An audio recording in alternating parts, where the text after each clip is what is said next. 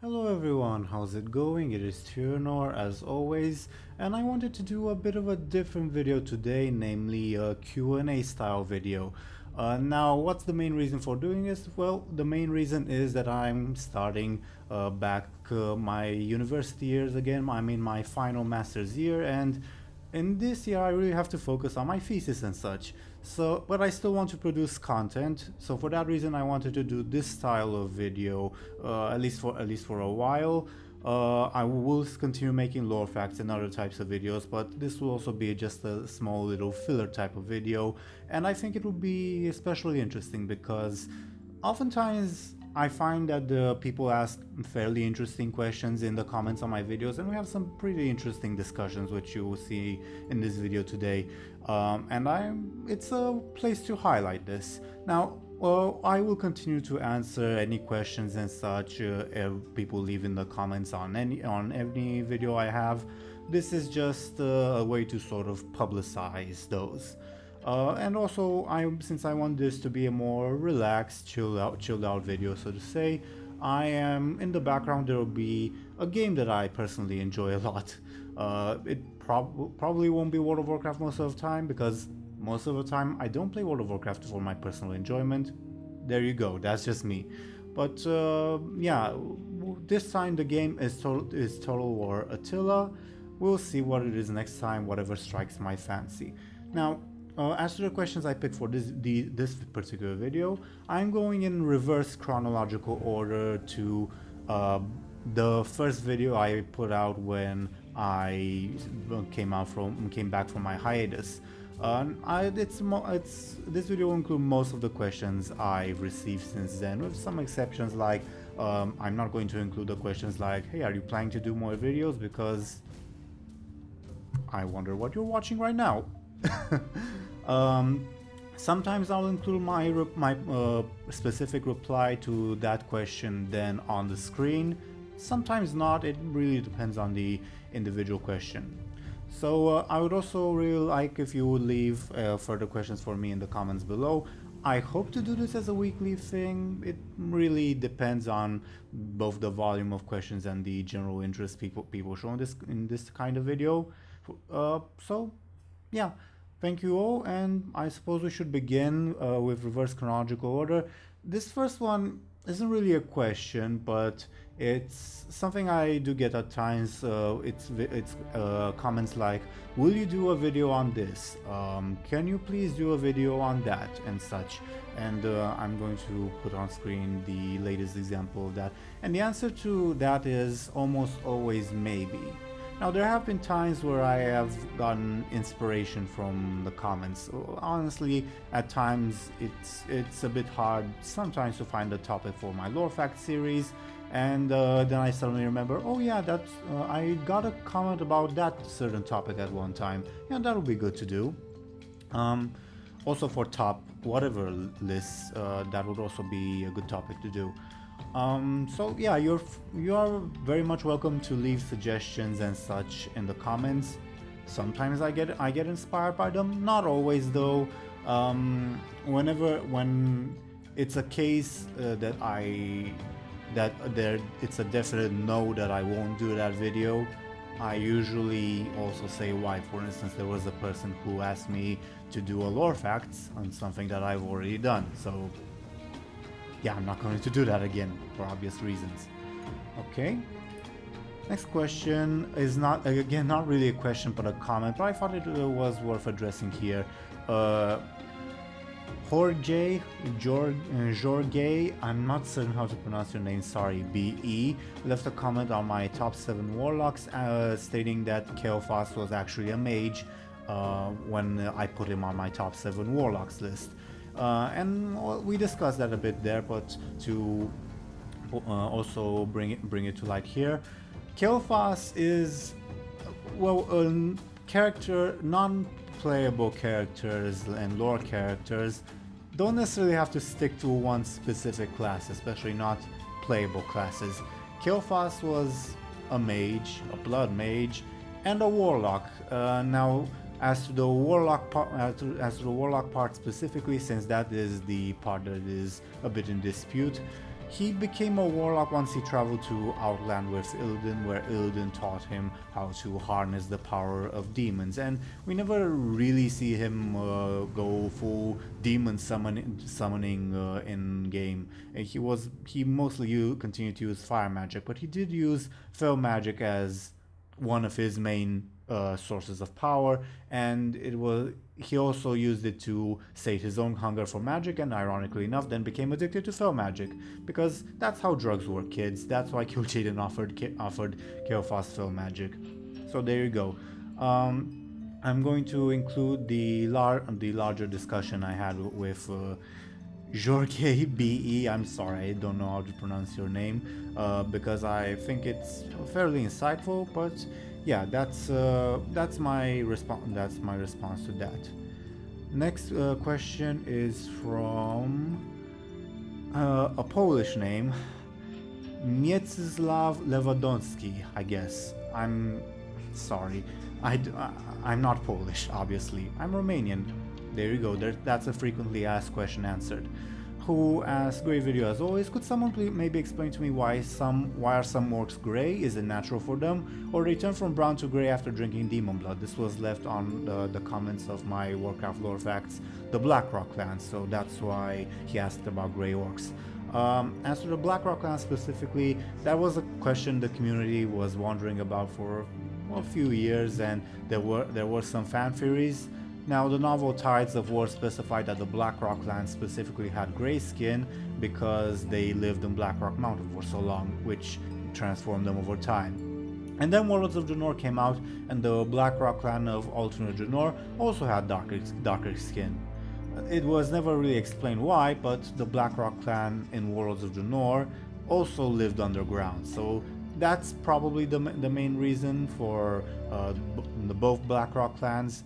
They probably have grey or really dark skin for the Magar ones, because they have lived underground for so long. Next question is from Christian Weibrecht. I'm sorry, I don't speak German. Who asked me more of a what-if question. If the Blackrock clan was evicted from the mountain and ended its feud with Thrall, where would they resettle? Well, they would either do the thing that they did when just before Mists of Pandaria, rather, where they rejoined the mainstream horde, or I imagine if we're talking like vanilla timeline, they would probably try to link up with the Dragon Maw in the Wetlands and in the future Twilight Highlands, because they were allies at the time, and it makes sense for them to go to a place where they would have allies. So there you go, that's my speculative answer, but who knows. Next question from on the same video of my Blackrock clan lore facts, from Miguel Francesco Hogar. Sorry if I mispronounced that. I also don't speak Spanish. Sorry. So are the Blackrocks part of the main horde as of now, or a neutral faction? And the answer to that is, well, there's a two-part answer. One for the specific question and one for a more general topic at hand.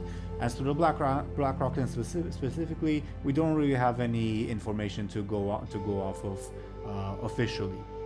And there are individual members in the horde, such as Eitrig or, until very recently, Saurfang. As to them as an organized faction, as far as we know, there is no Blackrock clan organization, formal or informal, left within the horde. I mean, even in Mists of Pandaria, while they were part of Garrosh Hellscream's horde, they were not an organization per se. Rather, they were an unofficial group in the sense that there was no formal organization. Oh, this is the chieftain of the Blackrock clan, these are his underlings, they are clearly defined in the statute of Blackrock clan appeals of the year 30 whatever after the opening of the Dark Portal, the year of our Lord, whatever. No, they were just orcs who were formerly part of the Blackrock clan, and thus mostly stuck together, but they didn't form a formal organization of their own. Now, as to the general topic at hand of what happened to this specific clan within the horde, such as, well, the war songs are a bad example, but, well, whatever. What happens to this specific orc clan? Well, for the most part, other than the Magar clans and certain clans like the Frostwolves, who are always more separate, they are more or less homogenized now within the general orc population. So the modern horde did what Blackhand failed to do. There you go. Okay, next question from Muchroos is not really a question, but rather also on the Blackrock clan lore facts. He mentioned that he would really like to see what a female ogre looked like. So I'm going to put a picture on the screen of what a female ogre looks like.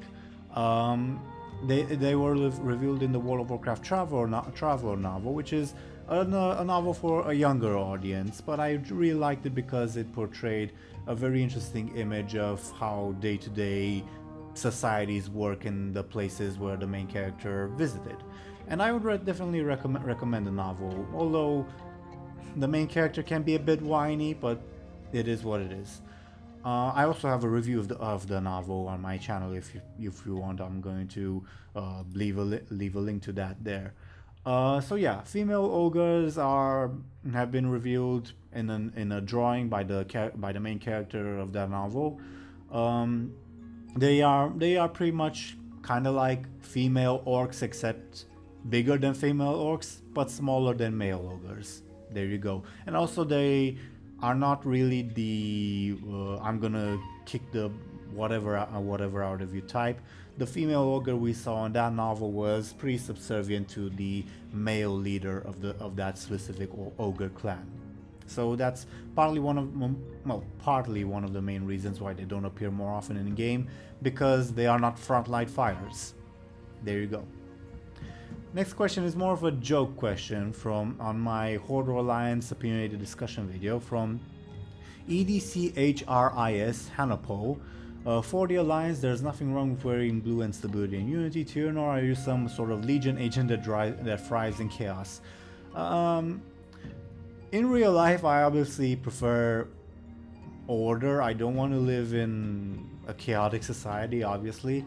As to Warcraft, well, Warcraft is complicated because Warcraft at times, especially the Horde, since we're talking about Alliance and Horde in this specific case, Warcraft at times, and the Horde specifically, can be absurdly chaotic sometimes.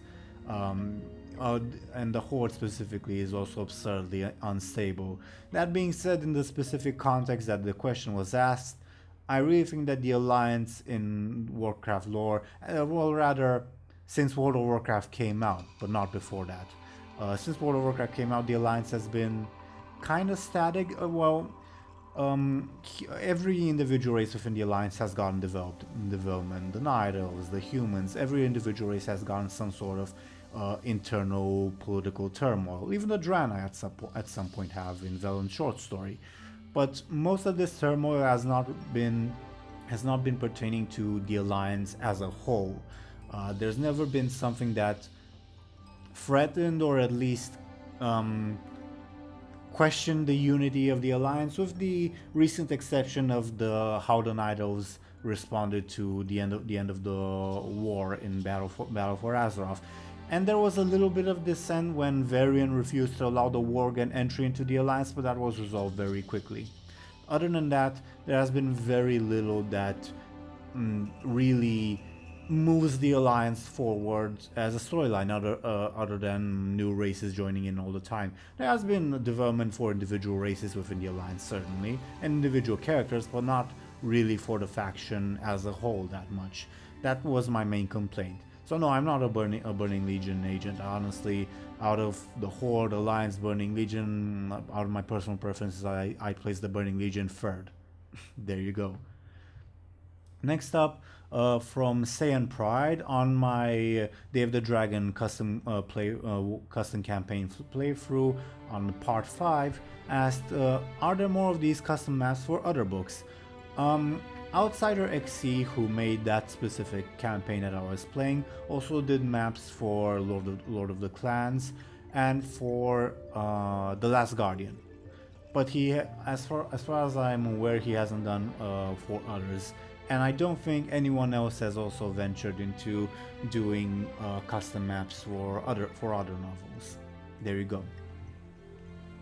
Next up, I had an interesting discussion with David Lewis regarding my video Warcraft Lore Facts Liches, regarding Liches, the phylactery that Liches have. I'm going to post most of this discussion on screen since it was fairly interesting. Now, first off, he asked how far this phylactery can be from the host. I'm going to just sum up my general discussion with him here. You can read it in depth on screen by pausing the video. In fact, I would encourage you to do that. I answered that there doesn't appear to be a distance involved, but most liches prefer to carry it up on themselves. Then David Lewis asked about the limitations of these things, specifically why wouldn't the Lich just hide his phylactery away? And I mostly answered that there's probably a bit of a psychological thing, because Liches are generally very, very powerful individuals, and they would think, well, I'm the most powerful person around, so of course I'm going to safeguard the most important thing around. There you go. But yeah, I also give him some credit regarding his questions. And then he asked me about the specific reanimation process for a Lich, and how does the phylactery come into play in regards to that. And I answered that, well, for Amnanar the Coalbringer, the Lich who resided in the Razorfen Downs, he had his Quillbore followers offer up sacrifices to him, so that his revival would be sped up. So presumably the followers would have something to play in regards to that. But yeah, there are a lot more smaller details regarding this discussion. I'm going to link it on to put it on screen so that you can read it at your own leisure. Next up, we have a question from Doran Martel, also on the Lich's video. Why did the Ebon Blade betray Arthas? And honestly, at first I was kind of surprised that I got this question. I mean, I thought it was something that everyone who played a Death Knight knew, but no judgment, obviously. So the answer to that question is, basically the Lich King sent the Ebon Blade on a suicide mission when they were sent to attack Light's Hope Chapel. And they realized that, and Darren Mogre specifically began to rebel against the Lich King because of that. And it also, the Death Knight's defeat triggered personal flashbacks for them. Darien saw his father, as we saw in the quest line there. And after that, this is more of my personal speculation, but I imagine it's what happened.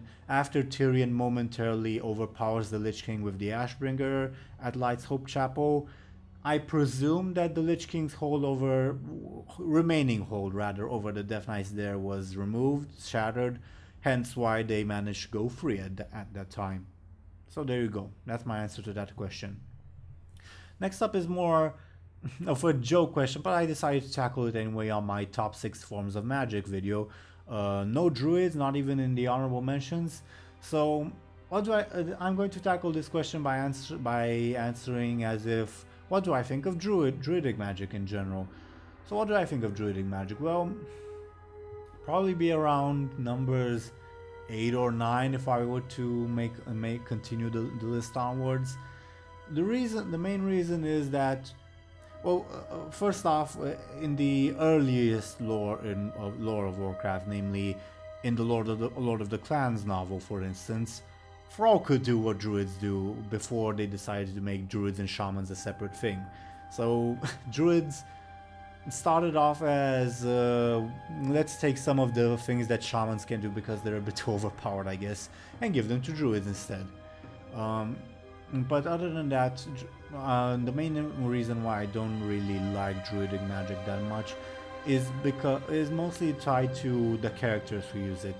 Malfurion, Brawl, Bearmantle, Cenarius and such are okay characters in my opinion. They're not great in my opinion. You're obviously free to disagree and like it, obviously. No judgment whatsoever. Mostly I like, I find role players who play as druids to be interesting, the way they mold their specific magic into their role play. That I find to be interesting, but then again, that's not official lore. Officially in the lore, I find druid magic to be kind of downgraded because I don't really like most druid characters that we see, and I also don't like that it's so susceptible to corruption. I mean, pretty much every other expansion we get, oh, the Emerald Dream is in trouble, we have to fix it, blah blah blah. It kind of got a bit tedious for me, to be perfectly honest. That's the main reason why I wouldn't place druidic magic that high personally, for me. Next up, we have a question from Third Keep, also on my top 6 forms of magic, which was a video that generated a lot of interesting discussion, warranted discussion, who asked how many forms of magic are there together, and it really depends on semantics mostly, and that's why I also answered to Third, namely, I could make a case, hypothetically, for classifying the fire magic mages use as being separate from the arcane mages they use, or I could also make a case for them being just the same thing under under a big general umbrella.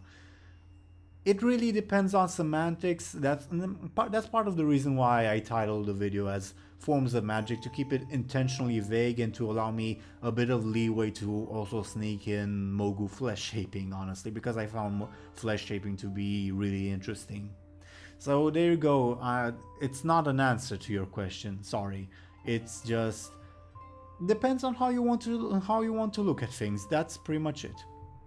Next up, was a question I got from Pugs by Alex, also on that video. Are Death Knights using the same form of magic as a Frost Mage would use when creating their spells? And I'm also going to link my answer because I pretty much think it more or less speaks for itself, but Death Knights are mostly described as using the code within themselves in combat.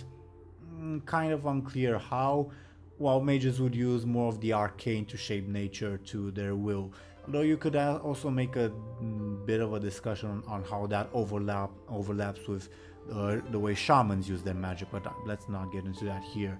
And also I quoted a more metaphorical way Blizzard themselves described the difference between a Frost Mage and a Frost Death Knight on the Legion class description for Frost Death Knights. Now, interestingly enough, we have a Lich whose name I'm forgetting at the moment, but there's a Lich in Acheron's the Ebon Hold who is the Frost Trainer for Death Knights, and he used to be a Frost Mage in life, so there's a bit of overlap there, or at least there are principles that can be probably taught from one to the other, but nonetheless they are described as separate enough. There you go. Next up, we have a question from Alexandra, also on that video. Is Chi or Spirit considered a type of magic? And again, it would depend on semantics. You can make a case both for and against. I wouldn't call it a type of magic. I would also what I told Alexandra, that I consider it more a form of energy, sort of like how mana would be, for instance. The magic would be in how you would use it, such as how monks or shamans use it specifically. Next up is a question on the Day of the Dragon custom campaign playthrough on part 1, who from oh lord, Sikjat, oh that was surprisingly easy to pronounce, my bad, Sikjat23, who asked, are you planning on doing Warcraft 3 Reforged? Presumably videos on it. And the answer to that is yeah, when Warcraft 3 Reforged I'm going to do videos on it. I'm honestly probably going to do a playthrough on that. It would partly depend on how well it would run on my computer, but yeah, definitely I'm going to do videos and playthroughs on it. A fun little tidbit, I also used to be a map maker for old Warcraft 3. I didn't make anything particularly of note, and I mostly did it for fun anyway. So yeah, I would definitely, after I play the campaign for Warcraft 3 Reforged, I'm also probably going to delve into map making. Depending on how much I remember from my old Warcraft 3, if you were to ask me now to design a few triggers for a map in Warcraft 3, I'd have to say, okay, let me just look at some of my old maps first, because I don't really remember how to do that right now. But there you go. Also, next up is a question from Christian Weibrecht. Again, I don't speak German. on my Wildhammer Dwarves lore facts video, who asked me why I talk about the Wildhammer Dwarves who participated in the original Alliance expedition to Outland. And the reason for that is that there isn't really much to say. It's the same reason why I didn't really go into detail on the Sentinels video on every specific campaign they fought in. And the Sentinels fought in a lot of campaigns. The Wildhammer Dwarves in Outland, they were obviously important to the war effort, but other than harassing Ner'zhul's forces as they retreated to the Black Temple, and then Kurdran getting captured and then needing to be rescued, they didn't really do that much compared to other branches of the Alliance expedition. They have a stronghold in Shadowmoon Valley, but even then there's not really much to say about it. They don't go on dragon hunts there or send their griffins to train by doing whatever. So there you go. Next up is a question from André Philippe on my Church of the Holy Light lore facts, who asked me where I got my information about the Naaru in that specific lore fact. Specifically, I talked about how the Naaru first introduced the light to humans, namely by appearing to them in visions, even though the humans didn't really understand what they were seeing.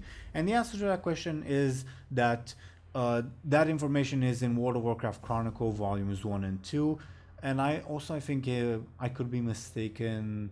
No, never mind, it's not there. I was thinking that it was in the lore books that describe the history of the artifact weapons in Legion, but it's not there. I misremembered. So yeah, it's in World of Warcraft Chronicle Volumes 1 and 2.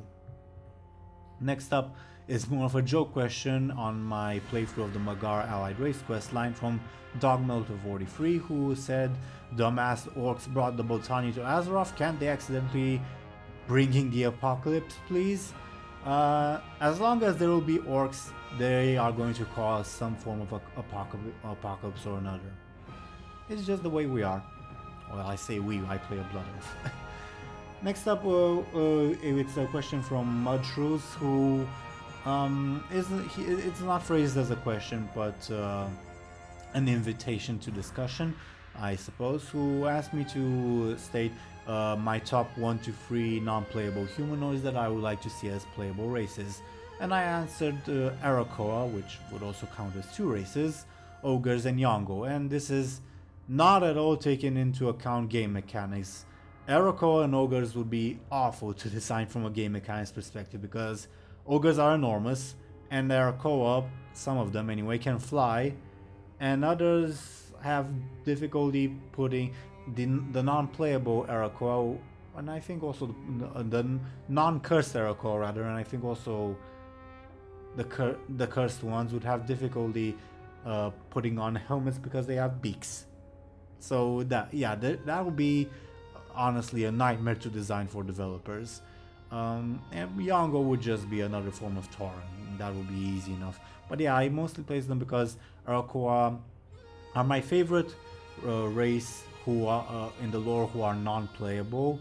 I did a top whatever list on my favorite races, and I don't remember where I placed Arakoa. But out of the non-playable races, they were definitely my favorite.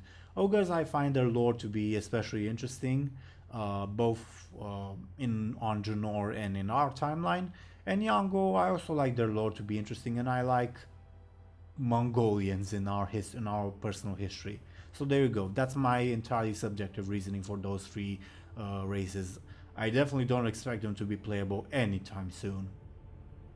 Next up, we have a question from Chromie Main on my How Old Are the Languages in Warcraft video, who asked me, what about the Demon Hunter speaking game? Is that the same as the Eredar language or dialect?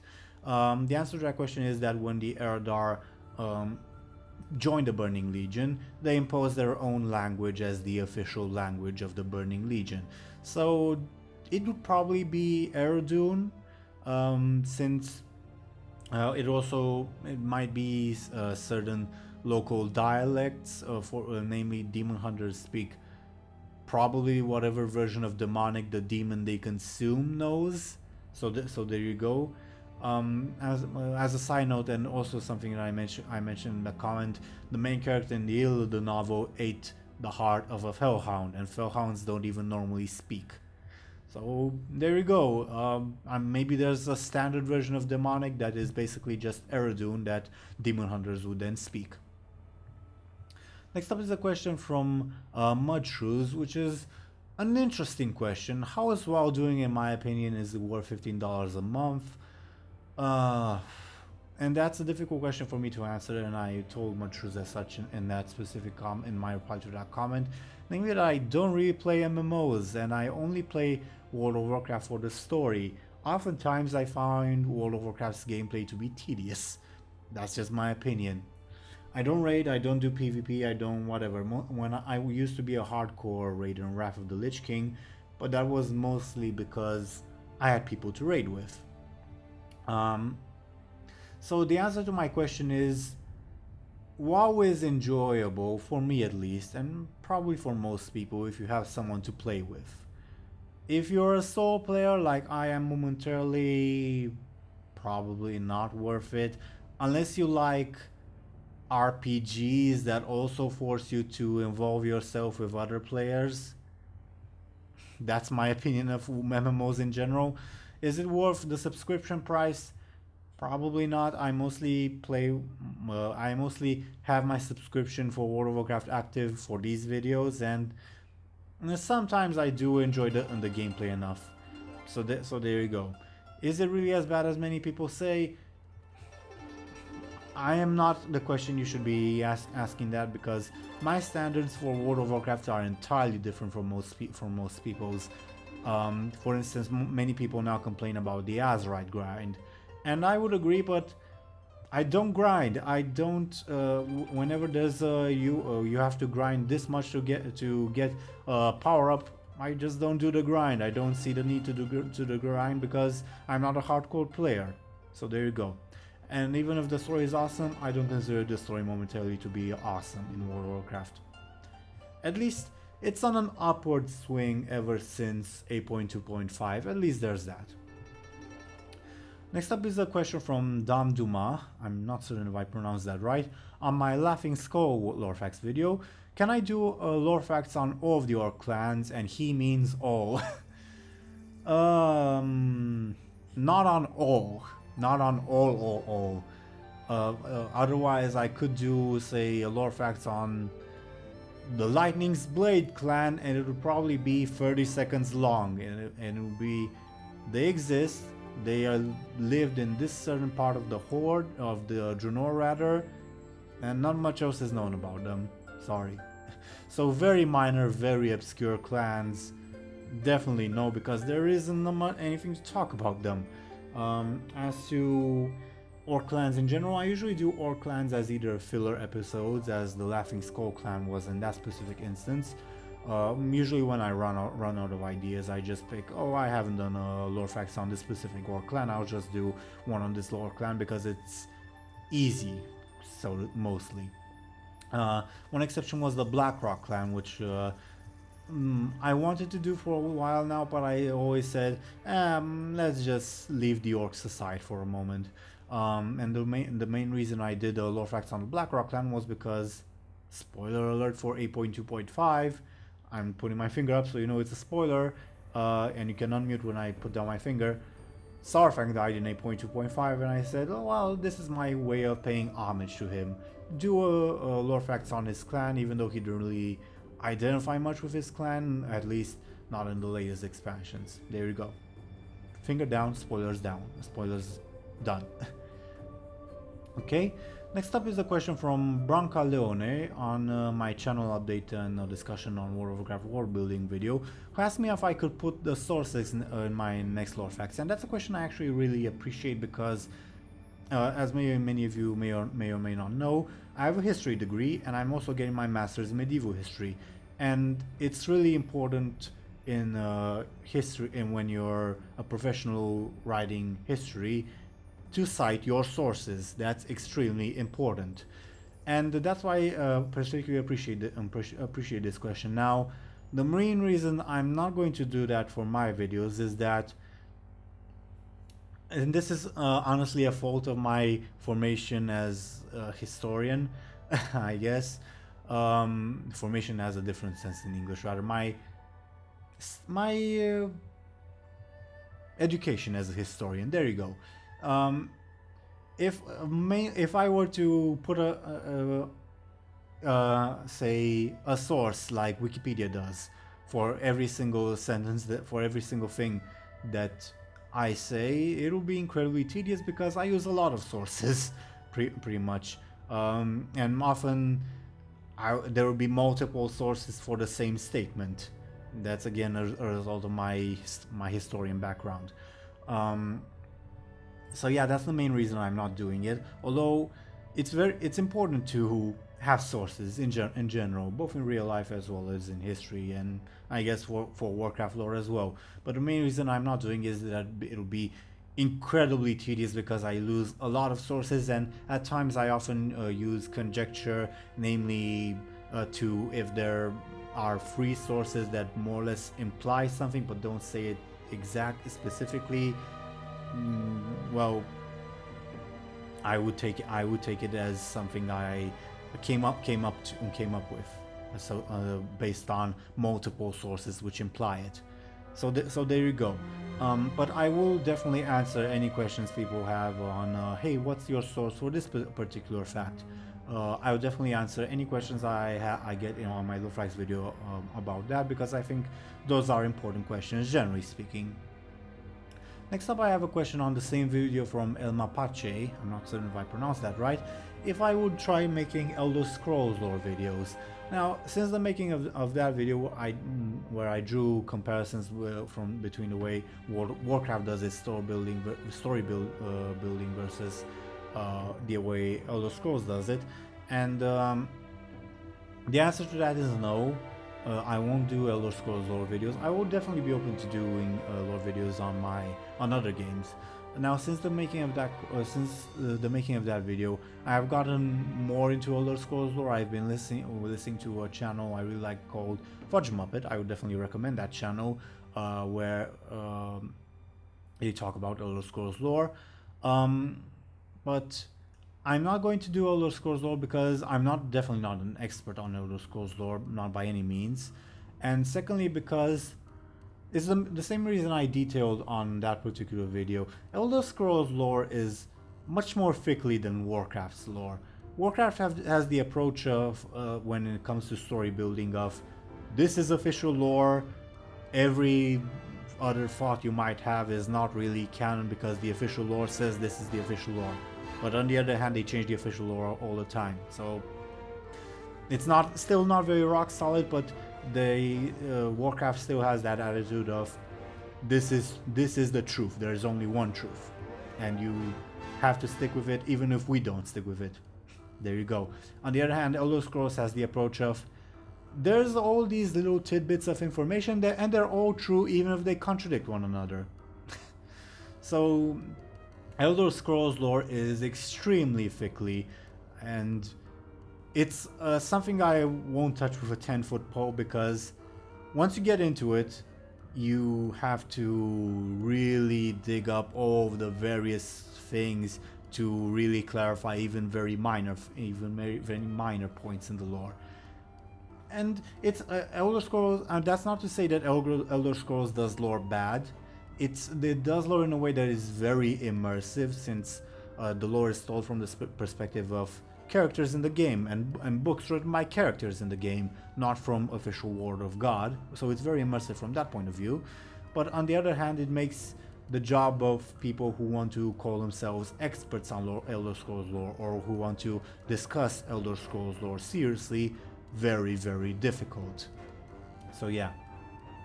Next up is a question from Chromie Main on my Arcanine lore facts, who asked me, since we know a lot more thanks to Legion and BFA about Elune, would I do a video about Elune? And the answer to that is not presently, probably not presently. Mostly because we still don't know enough about Elune. I would only be speculating blindly. And when I am speculating, I don't like speculating blindly, honestly. I could classify Elune as anything from a titan or some sort of godlike light figure or whatever. She's not an old god. Blizzard specifically has said that she is not an old god, and since the word of God has said that it's not an old god, it means it's not an old god. There we go. But yeah, there's tons of leeway on what Elune could be, and it's too vague for me to dig my claws into. Sorry. Next up is a question from El Mapache on my character tier list video, who asked me if I was still playing World of Warcraft during my YouTube break. The answer to that is no, I was not playing World of Warcraft because I was really busy during that time with IRL stuff. And I don't enjoy playing World of Warcraft generally speaking.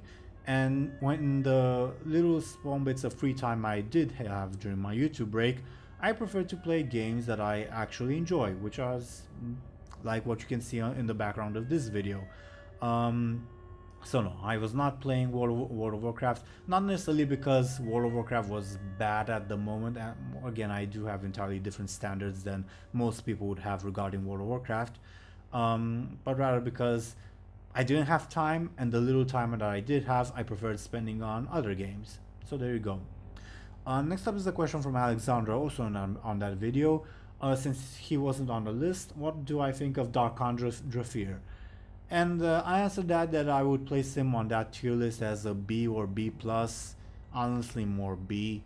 I didn't find Dar'khan Drafir to be a particularly remarkable character. He's an effective enough villain and plot device for other characters, like he was in the Blood of the Highborn short story for Liadrin and Lorfamar. He was an effective enough plot device to move their characters forward, and he was an effective enough an antagonist in the Sunwell trilogy and in the Ghostlands in game.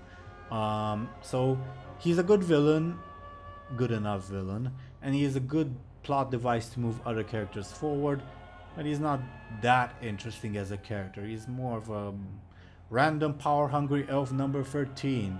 There you go. Sorry. And yeah, that's actually the final question, come to think of it. I didn't think that this video would run so long. But yeah, thank you all very much for watching. I would very much appreciate if you'd leave any questions you have for me in the comments below. And I'll see you hopefully next week or whenever I get enough questions to make another video. I'd also be interested in hearing what you think of these kinds of videos. Again, it's mostly something I plan on doing since I won't have as much free time during this final Masters year as I had during the previous months. So that's the main reason I'm going into this video. But I think it's an interesting enough video to continue on, even when very far into the future I'm going to have much more time on my hands. I think it's a good enough format to continue on moving on forwards. But yeah, other than that, thank you very much for watching, and I'll see you all later. Farewell.